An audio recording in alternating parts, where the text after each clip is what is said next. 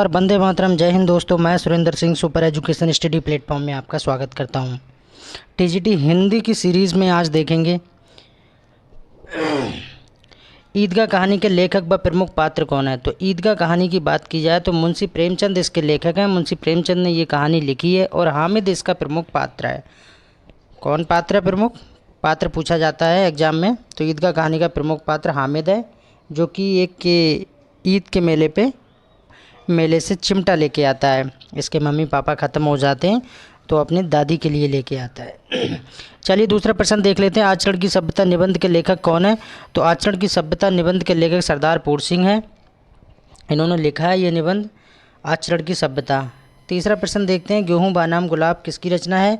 तो गेहूँ बानाम गुलाब रामवृक्ष बेनीपुरी की रचना है। इसमें बहुत बहुत अच्छी बातें कही गई हैं कि गेहूँ रो रहा है खेतों में, गुलाब रो रहा है अपने बगीचों में, दोनों अपनी किस्मत पे रो रहे हैं। रामवृक्ष बेनीपुरी ने बहुत ही अच्छी प्रस्तुति दी है यहाँ पर। 4 नंबर देखें, कुटुज किसकी रचना है। कुटुज हजारी प्रसाद द्विवेदी की रचना है। बहुत ही अच्छा निबंध है कुटुज हजारी प्रसाद द्विवेदी जी का। प्रतिदिन शब्द में उपसर्ग कौन सा होता है। तो प्रतिदिन में कौन सा उपसर्ग होता है? जो शब्द के पहले लगे वो उपसर्ग है, जो शब्द के बाद में लगे वो प्रत्यय है। तो उपसर्ग कैसे पहचानेंगे? प्रतिधन दिन, तो प्रति क्या है? उपसर्ग है। प्रश्न नंबर 6 देखेंगे, सूरज का सातवां घोड़ा किसकी रचना है। बहुत ही फेमस रचना है, एग्जाम में पूछी भी गई है, धर्मवीर भारती की रचना है ये। 7 नंबर देखेंगे, चारू चंद्र की चंचल किरणें खेल रही हैं जल थल में, उपरोक्त पंक्तियों में कौन सा अलंकार है। अलंकार पूछा गया, अनुप्रयास अलंकार है। अच्छा, अनुप्रयास अलंकार को पहचानेंगे कैसे, उसकी क्या पहचान होती है। तो अनुप्रयास अलंकार की पहचान होती है यहाँ पर व्यंजनों की बार बार आवृत्ति होती है, तो वहाँ अनुप्रयास अलंकार होता है। मंत्र कहानी के लेखक कौन है। मंत्र कहानी के लेखक मुंशी प्रेमचंद हैं। काफ़ी अच्छी कहानी है मंत्र, इससे भी क्वेश्चन बनता है। डॉक्टर चड्ढा इसमें प्रमुख पात्र भी दिखाया गया है। अंधाधुंध काव्य के लेखक कौन है। तो धर्मवीर भारती अंधाधुंध काव्य के लेखक हैं। 10 नंबर देखेंगे, आज़ाद शत्रु नाटक किसका है। तो आज़ाद शत्रु नाटक जयशंकर प्रसाद का है। अच्छा नाटक है ये भी। अतीत के चलचित्र किसकी रचना है। तो महादेव वर्मा की है। कई बार पूछी भी गई है ये रचना, अतीत के चलचित्र किसकी रचना है। तो महादेव वर्मा की है। 12 नंबर देखेंगे, आकाशदीप कहानी के लेखक कौन है। आकाशदीप कहानी के लेखक हैं जयशंकर प्रसाद। आकाशदीप इन्होंने ही लिखी है, जयशंकर प्रसाद ने। झरना है, तितली है, कंकाल है, ये सब जयशंकर प्रसाद की रचनाएं हैं। इंद्रजाल कहानी के लेखक कौन है। जयशंकर प्रसाद हैं।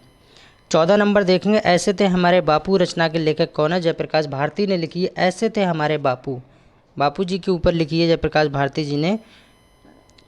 15 नंबर देखेंगे, इतिहास साक्षी है निबंध के लेखक कौन है। ये निबंध है, इतिहास साक्षी है, तो भगवत शरण उपाध्याय इसके राइटर हैं। आंधी और आकाशदीप कहानी के लेखक कौन है। तो जयशंकर प्रसाद है, आंधी और आकाशदीप। 17 नंबर देखेंगे, उस पार के पड़ोसी यात्रा व्रत किसकी रचना है। ये एक यात्रा व्रत है, उस पार के पड़ोसी, तो काका कालेकर की ये एक रचना है। 18 नंबर देखेंगे, हिंदी साहित्य के प्रारंभिक काल को सिद्ध सामंत काल का नाम किसने दिया था। LT 2018 में यह क्वेश्चन पूछा गया है, मैंने यहाँ इसको ले लिया है। महापंडित राहुल सत्याग्रह। 19 नंबर देखेंगे, जय मैंग जय चंद्रिका रचना के लेखक कौन है। ये भी LT ग्रेड 2018 में पूछा गया, तो मधुकर है। सुदामा चरित्र किसकी रचना है। नरोत्तम दास की है। 21 नंबर देखेंगे, पर्दा कहानी के लेखक कौन है। यशपाल है। और 22 नंबर देखेंगे, विनय पत्रिका की भाषा कौन सी है। ब्रज भाषा में लिखी हुई है विनय पत्रिका, जो कि तुलसीदास जी ने लिखी है। 23 नंबर देखेंगे, हिंदुस्तानी भाषा का रूप क्या है। तो हिंदी उर्दू मिश्रित, निकर हिंदी नहीं बोली जाती है हिंदुस्तान में, हिंदी उर्दू मिश्रित दोनों को मिला के बोला जाता है, मिक्सचर है हिंदू और उर्दू का। 24 नंबर देखेंगे, चरण कमल बंदो हरिराई पंक्ति में कौन सा अलंकार है। ये भी UPSD एग्जाम 2006 में पूछा गया है, इसमें रूपक अलंकार है। 25 नंबर देखेंगे, तीन बेर खाती सो तीन बेर खाती पंक्ति में कौन सा अलंकार है। तो इसमें यामक अलंकार है। यामक में क्या होता है, अनुप्रास में वर्णों की बार बार आवृत्ति होती है और यामक में शब्दों की पुनरावृत्ति होती है। ये भी 2006 में पूछा गया है। निराला की कविता जूही की कली उदाहरण है किसका। तो मुक्त छंद का उदाहरण है। किस छंद में 6 चरण होते हैं। तो छप्पे छंद में 6 चरण होते हैं, 6 से 6। ट्रिक भी बन रही है। नीली साड़ी में कौन सा विशेषण है? गुणवाचक विशेषण है, क्योंकि उसके गुण बताए जा रहे हैं। साड़ी कैसी है? नीली है। 29 नंबर देखेंगे किस तिथि को हिंदी को राजभाषा बनने का निर्णय लिया गया था? किस तिथि को हिंदी को राजभाषा बनाने का निर्णय लिया गया था? तो 14 सितंबर 1948 की बात करते हैं। 30 नंबर देखेंगे टकसाली भाषा किसे कहते हैं? तो टकसाली भाषा, परिनिष्ठित भाषा को टकसाली भाषा कहते हैं। 31 नंबर देखेंगे मानक देवनागरी वर्णमाला किस वर्ष में प्रकाशित हुई? तो 1966 में हुई थी। और 32 नंबर देखेंगे देवनागरी लिपि मूलतः क्या है? तो अक्षरात्मक है। देवनागरी लिपि कैसी है? अक्षरात्मक है। 33 नंबर देखेंगे पद्मावत, अखरावट, आखिरी कलाम और चित्ररेखा, ये किसकी रचना है? एग्जाम में पूछा जाता है। तो पद्मावत तो ज़्यादा ही पूछा जाता है, तो मलिक मोहम्मद जायसी की रचनावत है। चाहे पद्मावत पूछे, चाहे अखरावट पूछे, चाहे आखिरी कलाम पूछे या चित्ररेखा पूछे, ये सब किसकी रचना है? मलिक मोहम्मद जायसी की रचना है। 34 नंबर देखेंगे विनय पत्रिका, कवितावली, गीतावली, दोहावली, कृष्ण गीतावली और रामलाल नेहछू, रामज्ञा प्रश्नावली, हनुमान बाहुक, पार्वती मंगल, जानकी मंगल, बरबे रामायण और बैराग संदीपनी किसकी रचना है? ये सारी की सारी रचनाएं तुलसीदास जी की हैं, जो एग्जाम में कई एग्जामों में कई तरह से काट काट के पूछे। ये रिपीटेड रचनाएं मैंने यहाँ पर ली हैं, इकट्ठी करके लिख दी हैं, क्योंकि ये एग्जाम में पूछी हुई रचनाएं हैं। चाहे वो विनय पत्रिका पूछे, चाहे कवितावली पूछे, चाहे गीतावली पूछे, चाहे दोहावली पूछे, चाहे कृष्ण गीतावली पूछे, चाहे रामलाल नेहछू पूछे, चाहे रामज्ञा प्रश्नावली पूछे, चाहे हनुमान बाहुक पूछे। 35 नंबर देखेंगे सूर सागर, सूर सारावली, साहित्य लहरी, गोवर्धन लीला, नाग लीला, बिरमर गीत, पद संग्रह और सूर पच्चीसी किसकी रचना है? तो ये सूरदास जी की सारी रचनाएं हैं। ये भी रचनाएं आई हुई हैं, चाहे कुछ भी पूछे इसमें से सब याद रखना है आपको। सूर सागर, सूर सारावली, साहित्य लहरी, गोवर्धन लीला, नाग लीला, भ्रमर गीत, पद संग्रह, पच्चीसी, ये सभी रचनाएं सूरदास जी की हैं।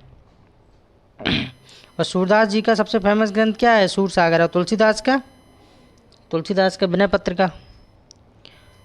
नख सिख, रतन बाबनी, वीर सिंह देव चरित्र, विज्ञान गीता, जहांगीर जस चंद्र का किसकी रचना है?